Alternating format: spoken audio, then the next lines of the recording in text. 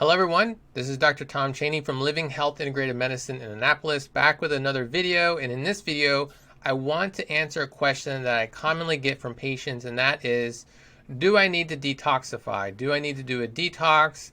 Does everyone need to do a detoxification? So let's talk about that question. Let's answer that question in today's video. So if you get some information that you enjoy, I'd appreciate if you like this video, share it with your friends and family. It really helps the channel. So, does everyone need to detox? So, there's a couple of things you need to consider, and this is number one, we need to consider your body and how does your system actually react to these chemicals. So on this left side you can see there's chemicals all around us. We're all exposed to chemicals no matter how clean we're living, no matter how clean we're eating. We're exposed to chemicals. So you have to consider, how does your system react to these chemicals?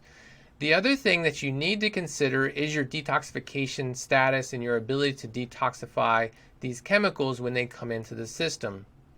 So as we get older, our system is getting less and less efficient. So that's something else that we have to consider. The other thing we have to consider is that there's a cumulative effect, and our detoxification bucket just continues to fill over time, and this is going to be dependent upon your ability to get rid of these toxins, whether or not your toxic bucket is just overfilled with these different chemicals. And that's just a simplistic way to look at this.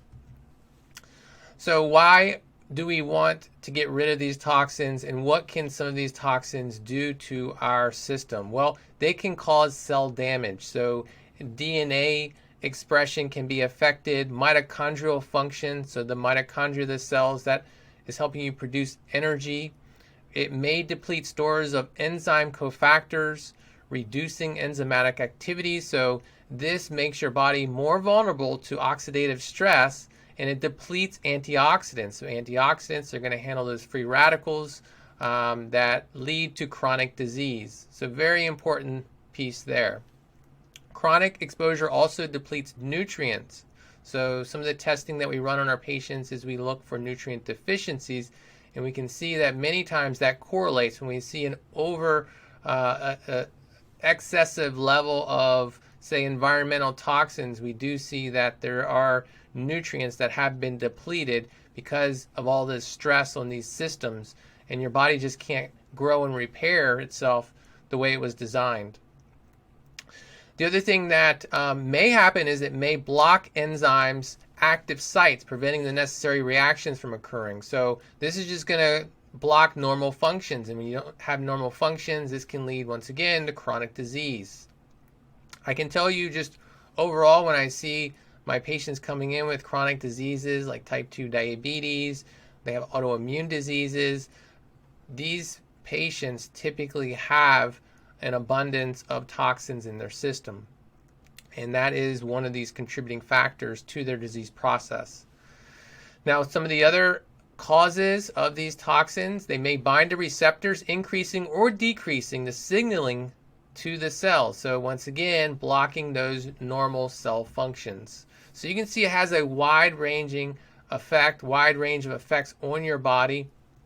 And once again, just to go back and reflect on my first slide, I talked about I hit briefly some of the chemicals that we're exposed to. We live in a toxic world. There's industrial compounds, chemical byproducts, all of these different pollutants, from herbicides, pesticides, insecticides. We've got additives in our food. We've got genetic modification. We've got synthetic medications. We've got patients coming in on these long lists of medications. So all these chemicals, they have to be cleared from the system. That puts a burden on your detoxification pathways.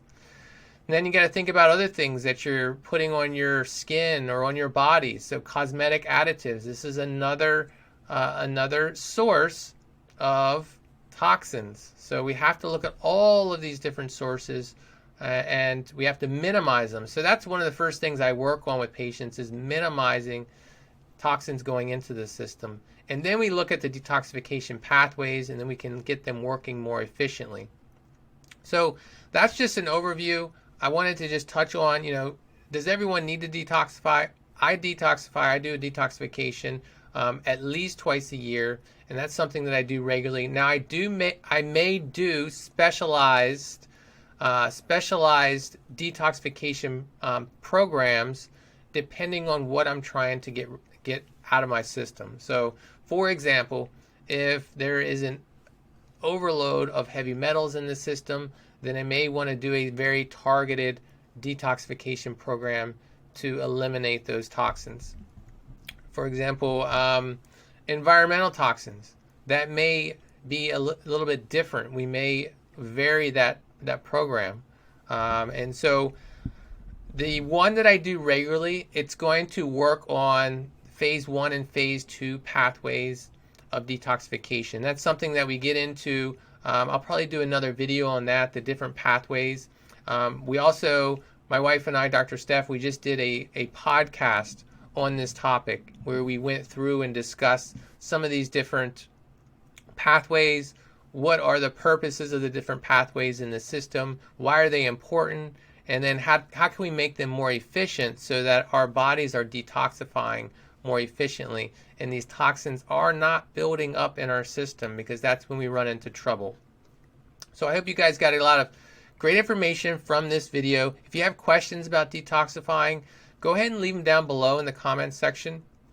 I'd be happy to answer them, and then look for future videos where I get into more details about how your body can become more efficient at detoxification. I'll see you in the next video, guys.